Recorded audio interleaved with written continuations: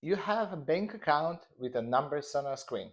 Then someone gets a loan and new numbers appear in their account. Where did that money come from?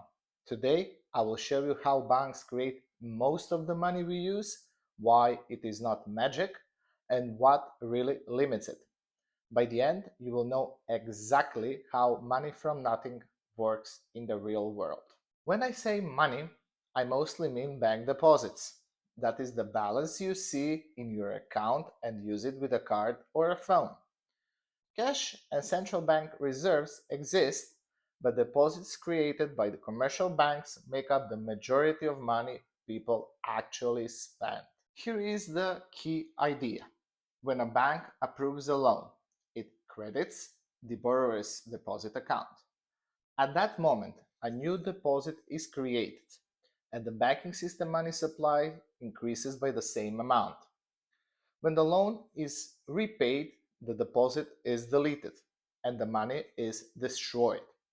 So the borrowed money stock grows when new lending exceeds repayments, and it shrinks when the opposite happens. Obviously, this is different from a textbook story that banks first collect savings and then lend them out. Modern central banks explain that banks are not just intermediaries moving deposits around. They create deposits in the act of lending. The old money multiplier story is not how it actually works in practice. So, the question that arises here, if banks can create deposits, why not lend without limit? Because they face real constraints. The constraints they face are capital and liquidity rules they must meet. Obviously, there are risk and profitability assessments on every loan they issue. Monetary policy and funding conditions set by a central bank are also constraints that a bank might face. These factors restrain how much new credit a bank is willing and able to create. Banks settle payments with central bank reserves behind the scenes.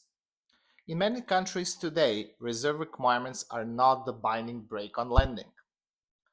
In United States, for example, the Federal Reserve reduced reserve requirement ratios to 0% in March 2020 during the COVID crisis. Yet, banks still face capital, liquidity, and risk limits that matter much more. Central banks create base money, currency, and reserves. Through interest rates and operations like asset purchases, they influence the price and the conditions of credit, which then influences how much bank money the private sector creates. In short, commercial banks create most of the money we use, and the central banks set the environment that ultimately limits it. Credit booms can expand the money supply quickly, which can fuel growth but also raise risk. Credit slowdowns or waves of repayment do the reverse.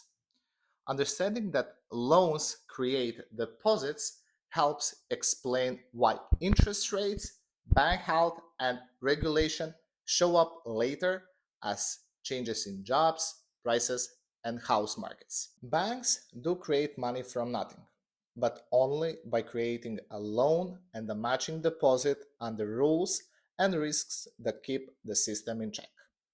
That is the modern money machine in plain English. If you want more clear explanations of how money really works, subscribe and hit the bell. Tell me in the comments, did this change how you think about banks and money?